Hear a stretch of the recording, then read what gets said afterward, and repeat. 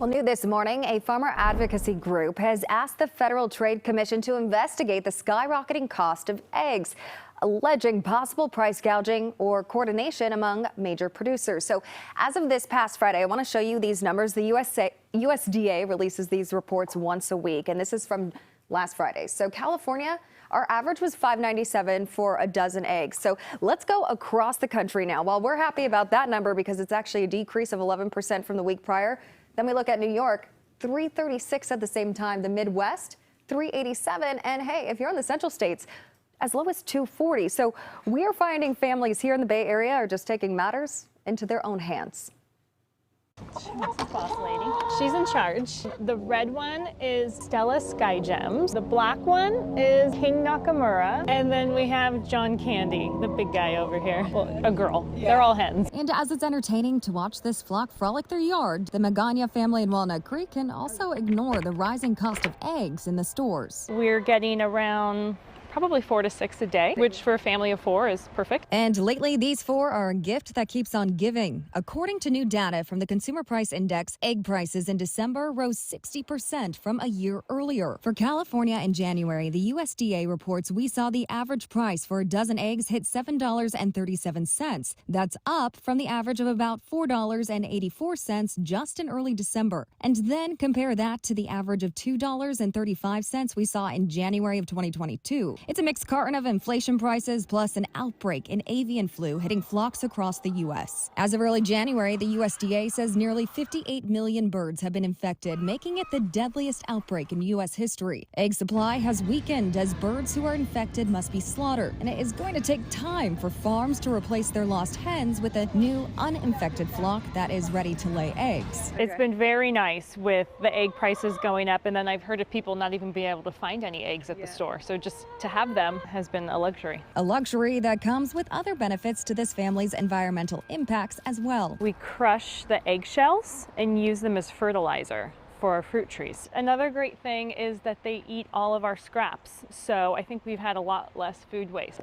Less in the trash and more protein on the table for her family. With minimal upkeep, it's a simple price to pay. It's surprisingly easy. We were worried that it was going to be a lot of work, but just like having a dog or any other pet at home. With just cleaning the coop out and weekly feeding and water refills, it's a cost that is mildly low compared to what Americans are paying for just one carton at the store. And we all see it in the stores right now. It is so hard to find eggs. And if you do, they're pretty expensive. So we're going to look at the ins and outs of egg economics and why exactly the avian flu and other factors can make such a big impact on a huge business. So joining us via Zoom is Petralika Ukil, San Jose State University Assistant Professor of Economics. Thanks so much for joining us this morning to discuss this. Thank you, Amanda. Thank you. So let's just start off with the fact we have this bird flu. How does it grow to have such a big impact on this industry that affects the entire country?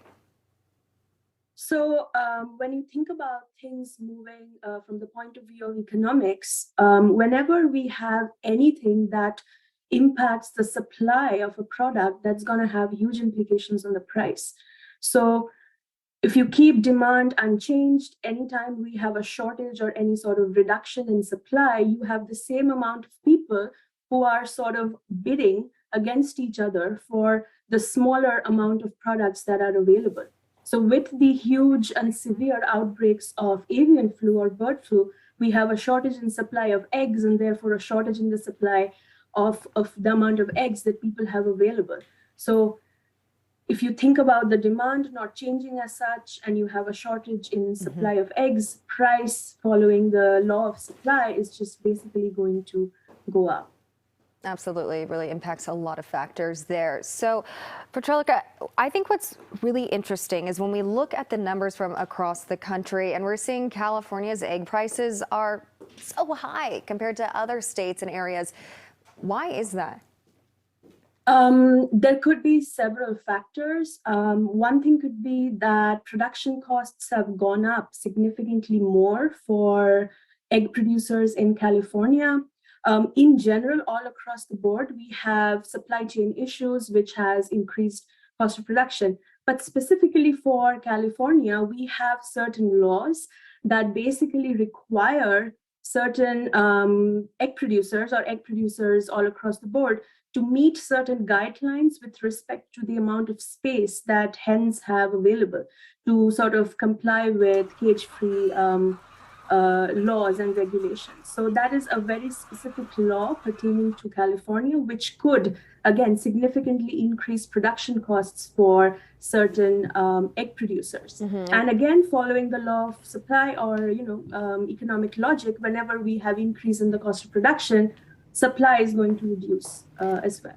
Gotcha. Yeah, we saw that with Prop 12 that really just took effect last year, I believe. Yeah. And so it's going to be interesting to see if that's going to go out across the entire country too with those cage-free laws and exactly what's going on with the space for hens there. So that could have an impact. But when we're looking at the timeline of egg prices, we keep seeing them go up and up and up. Does that mean they're going to go down? They could. Again, it's hard to say. Generally, if you think about November and December, that's the holiday season. And earlier I said that if we hold demand constant, but demand actually hasn't been held constant. Demand has been going up from November, especially in December, as families have been increasing their consumption of eggs because, they're baking more, they're using up eggs for all the dishes that they're making. As we see demand sort of reducing once the holiday season ends, January, February, we could potentially see demand coming down and prices could get impacted from that. All right, we can only hope. Petrolika Ukil from San Jose State University, we appreciate it. Thank you.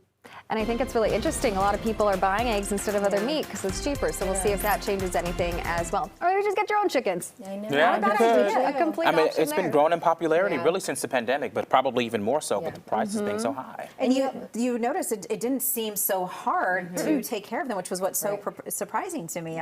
What she fed them maybe once a week. You can use the eggshells for fertilizer for other parts of your garden. And the food scraps too, I thought was really interesting to Yeah. help with waste. Yeah, and I love seeing her perspective on it, the woman we went to in Walnut Creek, because it was really simple and the kids enjoyed having them there too. And it's not that bad. So as long as you have the space, it's legal where you live, so definitely look into that first. There's going to be certain ordinances. I called on Concord, and it's allowed there, so if you're interested. Are you getting chickens, Amanda? Yeah, what's happening with Not this? getting chickens, guys, but too many animals at the Star and Tino Sonica. It's already a zoo, so you don't need any more. I think we also think about businesses too, especially who use a lot of eggs. And we're Yeah. seeing that a lot, and it's really impacting so many businesses that use eggs, and also just families as well. It's really hitting the bank accounts for families. It's a very simple thing that has a huge impact. So